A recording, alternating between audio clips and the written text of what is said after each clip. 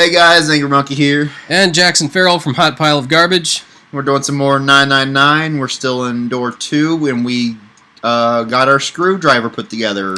Yep. So we're going to unscrew this thing. We're going to open the drawer. Hopefully. Sweet. Got the screws off. Now we can open the drawer. Okay. But we only took out one screw. Continuity error. I guess so.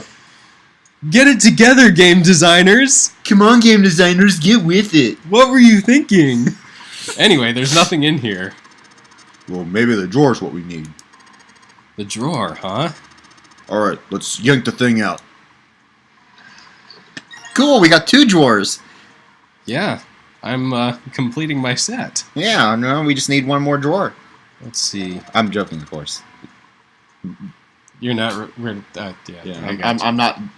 Sorry, keep throwing things that sound like hints, but they're not really hints. They're the complete opposite of a hint. Look at the wall, Jackson. Maybe there's a clue there. Oh no, there's not a clue on the wall. It was just saying, look at the wall. It's a cool wall. If we could somehow get the ceiling down to a 1, we could combine it with the 4 from the other room to get the 14, which equals E. Oh, I didn't think of that one. Because it's okay. A good idea. Hey, we've seen weirder stuff. Doesn't seem that far-fetched. I don't know what I was saying wasn't far-fetched, but something's not far-fetched. This drawer has a weird bump on the back of it. Maybe there's some kind of switch somewhere that these bumps fit. Seems a little far-fetched, though. Like the Pokemon? Clearly. Yeah. It's clearly a duck with a leak. Huh? Farfetch'd, the Pokemon. I don't know what a Farfetch'd looks like. Okay, I'm going to show you, and then future me put up a picture of Farfetch'd, so that way Jackson can go, oh wow, that's what it is, or something like that. Yeah, for all the folks like me who have been hiding in a hole for the past 20-odd years. Aha! A duck with a leak. Yeah. Far-fetched. Yeah. Sure enough. But you educated viewers, you probably knew that already. You're so much smarter than I am. Sounded like something falling. What was that? I heard it too! Let's open the drawer! Alright. Ooh, there's something in there. It's a tile. Yeah. With some patterns on it. Yeah. Okay. What else can we unscrew? Because there was something. I know, but I can't tell you. Oh, I bet we can unscrew the handle of the drawer. If I use this screwdriver on the screw on the center of the handle, maybe I can... Alright. Okay, and obviously the water flows from the river to the spring. Yeah. Okay, we're starting to get this. Yep, sweet. The handle I got off that drawer fits onto the faucet perfectly. Now I can turn the water on. And so help me, Lotus, if you say anything, I don't know what... JK, what are you doing? It's pretty obvious, isn't it? I'm running the water, but you just had to ask. I can see that. Then why'd you ask? I'm asking you why you're just letting it run like that. Think about it, Lotus. This faucet didn't have a knob when we found it, right? What do you mean? Just watch. Anytime now. Hey, water's filling up. Doesn't that just mean the pipes are clogged? Whoops, let's turn it off for now. Okay. So, did anything change? The water stopped flowing. Thank you, Mr. Obvious! Ugh! Junpei, I'm leaving this one to you, alright? Thank you. Whew! Yeah, now I bet it has overflowed the sink in the next room. And just watch you leave the room. Oh, by the way! Lotus, I thought you were leaving it to me. I was, but... I have to say this other thing! It's super important! Okay. Did you know that cows go moo? And the tiles don't combine. Really, Lotus. I did not know that cows go moo. So important. Junpei put the wet tile in his pocket. You didn't dry it off first? Clearly not. He was about to turn away when there was a noise behind him. Who's there? He spun around to see Seven kneeling on the floor. His face was rigid and... I'm not the narrator. Oh. He spun around to see Seven kneeling on the floor. His face was rigid and pale. Droplets of sweat covered his forehead. Hey, what's going on? You okay, man? He was concerned. He'd never seen Seven like this before. Slowly, the other man lifted himself to the feet lifted himself to his feet on shaky legs. Yeah, I'm fine. I just got a little dizzy, that's all. His face was pale, and his breathing was heavy. Sweat was pouring off his face and staining his shirt. He was many things, but fine was not one of them. Are you sure? You don't look so good. Seven didn't answer. Half of his face was twisted, as if distorted by extreme pain, and his eyes were glazed. Finally, he spoke. What am I doing here?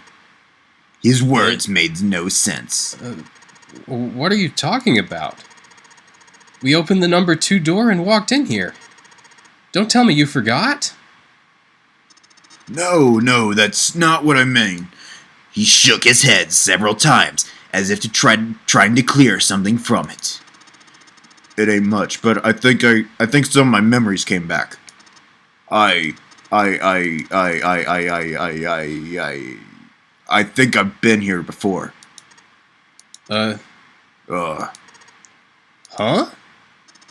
I said I've been in this room before. Ah! You were here?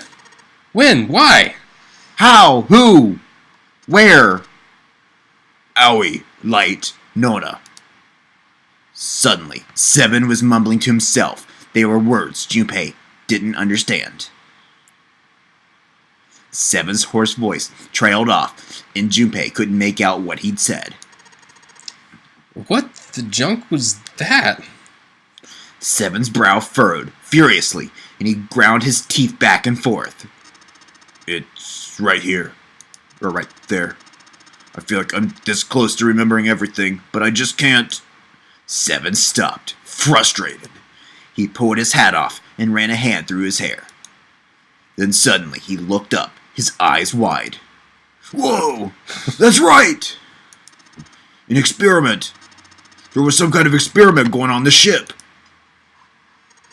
An experiment? What sort of experiment? They were trying to control people, or something like that. Junpei didn't know what to make of Seven's story. Instead, he simply stared at Seven as Seven continued. Owie, Light, and Nona. Those were their names. Well, some of them. The kids that were there. In the experiment, I mean.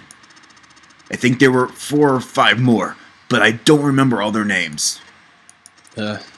Yeah, that's right. That's why I'm here. Seven began mumbling to himself and wandered aimlessly around the room. Or about the room. Sanity meter decreasing. He looked confused. So far as Junpei could tell, the man was simply rambling, and there were odd twitches to his movement. Yeah, okay. Definitely. Yeah. Experiment. Cradle Pharmaceutical. Those kidnapped kids. Was I working that case? Seven continued to mumble to himself about things that meant nothing to Junpei. Junpei didn't have any answers for him, of course. He couldn't understand what was happening to Seven. All he could do was wait. After a few minutes, Seven finally stopped. He crouched down and looked under the bed. His face registered mild surprise, and he began to mumble to himself again. The hole's gone. No, maybe it was a different room. There's got to be a ton of rooms on this boat that look just like this one. At last, Junpei could contain himself no longer. Hey, what exactly do you remember? Well, maybe you could stop talking like a crazy person and tell me what's going on here? Okay, so Junpei's noticing that Seven's sanity meter is extremely low Yep. right now. Okay, so Seven, let's just bring that sanity meter. Okay, so he's at least back in the middle. Yep. Okay. Good. Because if he spent too much time on the other side, he'd probably choke me or something. Well, it's not like I really remember everything. I've only got bits and pieces, and they're scattered, and they don't make much sense.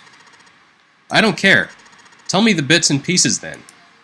Junpei could feel it. Whatever Seven had remembered, it was important. Very important. Seven drew a large, muscled hand down across his face.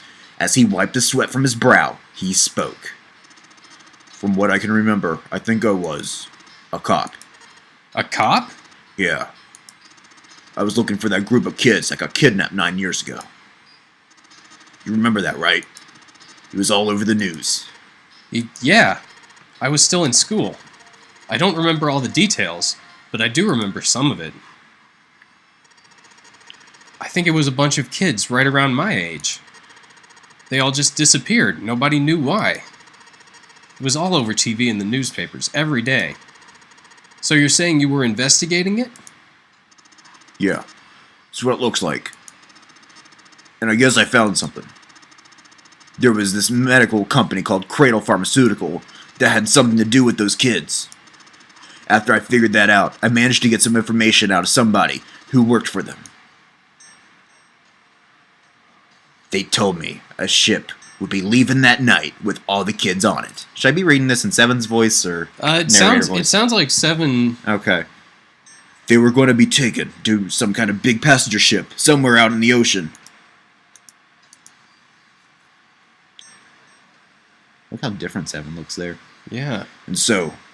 Oh, okay, so now this is... The narrator. And so, Seven had headed to the wharf. He kept to the shadows and before long found the suspicious ship he had been looking for. There were a number of human shapes moving near the ship. They were men in black suits. Men in black.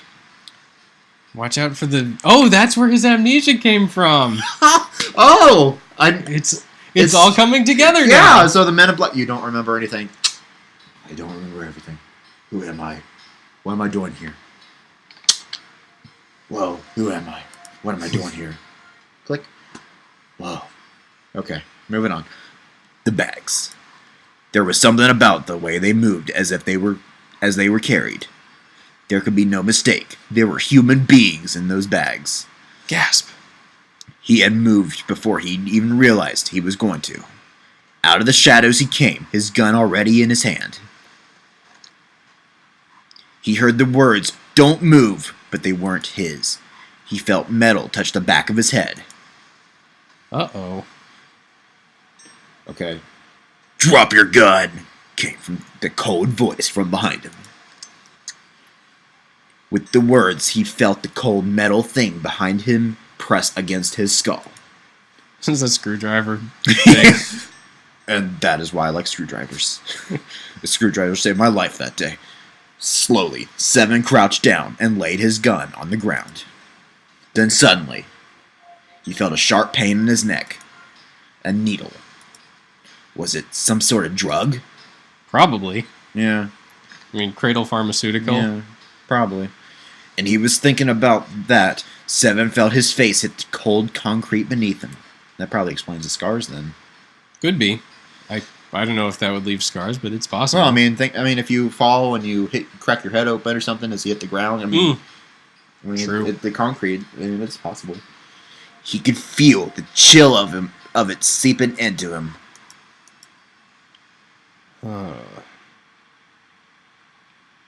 And Ugh. Darn. Poop. Crap baskets. My head hurts. these cops are a tough, rowdy bunch. Yeah, crap baskets.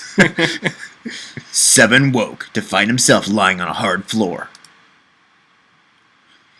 He twisted his neck to peer around the room and broke it. Where am I? There was a small, shabby bed and a dirty sink. A toilet with no stall or privacy of any sort. As a cop, it was a place Seven had seen all too often. I'm in a cell, huh? Opposite the toilet was a door set into the wall. Seven struggled to his feet and hobbled toward it. He gave the door a good shove, then another, then tried pulling it.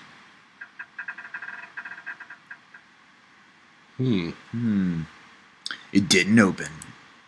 Well, that was about what he'd expected. Wasn't likely that someone would put him in a cell only to leave it unlocked. That's a good point.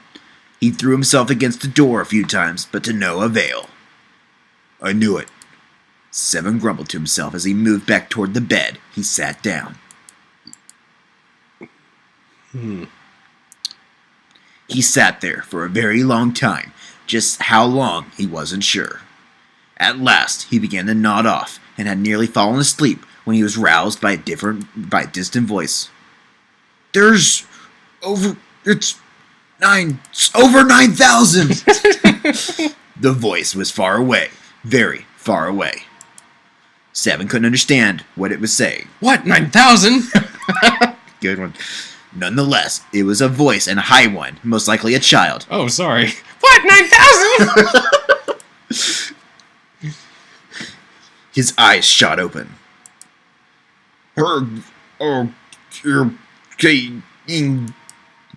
As he listened, he could pick out several different, distinct voices. There were at least 5 or 6, possibly more. Maybe even 9,000.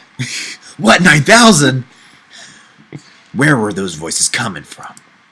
He looked around the room frantically. Perhaps the door? It's all coming together now. No, that wasn't it. No, it wasn't coming together. Aw. What? Go. Ow. Was it coming from the left? Was it coming from under the bed? He grabbed the bed and flipped it up with ease. There's something under the bed! It's a bunch of little people! Like, they're miniature, they're an inch tall! Like leprechauns? I was going for basically like, the Lilliputians. Oh, yes. Yeah. There's a wide history of little people in literature. Is there? Well, there's the Lilliputians, there's the Littles and the Borrowers. I think there was an animated series made off of the Littles, but like, you know, there's just the whole sort of idea of fairies or tiny people. You'd see it more in British literature, I guess. Yeah. Yeah. Anyway. I'm sure if you looked it up on Wikipedia, like little people in fiction. Well, that might get you a result of people that are suffering from dwarfism or something. Oh yeah, like the dude from Game of Thrones. Oh yeah. Yeah. Okay, so there it was. There was a hole for ventilation in the wall where the bed had been, covered with a metal grate. Seven lay down on his stomach and peered through the grate. Oh, great. He couldn't see anything. It was too dark. Now that he'd found it, however, there could be no doubt this was the source of the voices. Whoa, the grate's talking to me. Its voice was grating. For a moment, he was confused. I didn't know the grates could talk like this. Why were there children nearby? Then he remembered what the man from Cradle Pharmaceutical had told him. Cradle Pharmaceutical. Children. That's kind of creepy, actually. Yeah. How a ship would take the kidnapped children from the wharf to a waiting passenger liner out in the ocean. Was Seven on that passenger liner? It didn't matter. What mattered was that he had to find a way to the children. Seven looked at the metal grate. Could he fit through that hole? He stuck his fingers through the grate and grabbed hold of it. Well, I think we can rule out 7 as not 0 at this point.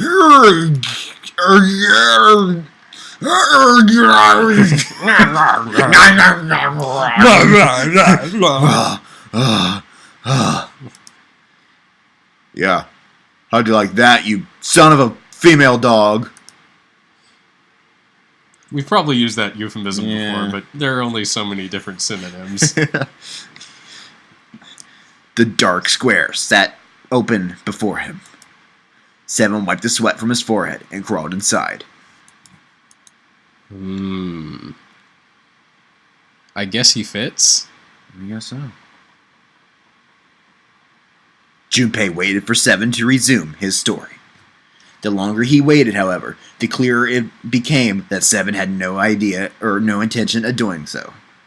He had gone silent and simply stared off into the air, his eyes blank. Hey, what happened after that?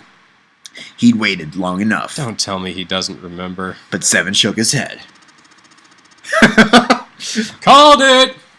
I don't remember what happens after that. I think I found some kind of door out of the duct. And I think I found some kids too. Oh man. Why can't I remember what happened next? Oh man. What happened to the kids, Seven? Did you save them? I don't know. I don't know if it was me. I've got this feeling. I think one of the kids died. A girl, I think. Huh? Deep in his throat, Junpei felt something very cold. Seven's head dropped, and Junpei saw on it a look of sadness, the likes of which he had never seen on the man before. The large man's eyes blinked rapidly, as if he were fighting back tears, and he swallowed hard.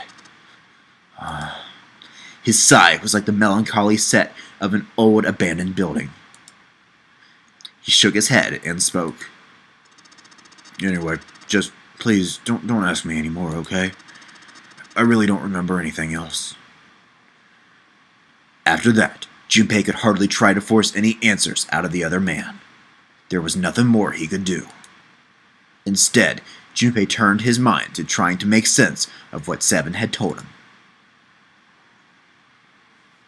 The children who had been kidnapped 9 years before. Apparently, a company called Cradle Pharmaceutical had been behind the kidnappings and had taken the children to the ship they were on now. They had been brought to the ship for an experiment. Something to do with controlling human beings, Seven had said. The 16 children who'd been kidnapped were the subjects for the experiment. Seven had said 3 of their names were Owie. I got an Owie.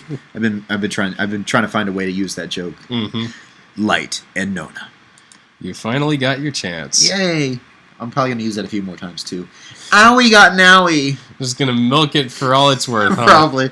Yeah, that's what I do. This is the joke cow. Oh, that's good. I've never heard of the joke cow, but The joke cow. We invented it. Yeah. That was the new information. He had also learned that Seven was or had been a police officer. Still, there was little he could do with this new information. He'd learned nothing about the notary game or Zero. Except for maybe Seven. that he's not Zero? Probably not. It's a hint. Yeah. It's an inkling of a hint of a thing. He had no idea why they'd been brought to the ship that had been the site of those experiments 9 years before. Junpei couldn't forget what Seven had said the purpose of the experiment had been. To control human beings. Dun dun dun! Could such an absurd experiment really have been conducted? Before long, Junpei realized he had spent quite some time in deep thought. No time for that, he chided himself. He had work to do. Junpei shook his head quickly to clear it and returned to his investigation, thoughts swirling in his mind. Like the water in a toilet. And with that, we're going to leave to the next episode. Unfortunately, we didn't complete our goal of getting out of this room by the end of this episode. That's okay. We're close, right? We're close. We have one more puzzle to figure out. Yeah.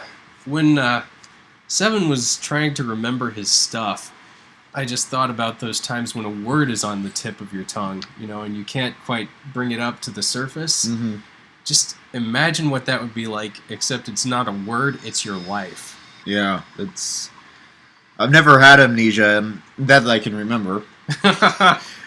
But yeah, that's one of those things. That it's actually kind of a scary thought to think that you would forget everything about yourself, and that you don't know who you are or where you live, anything about yourself.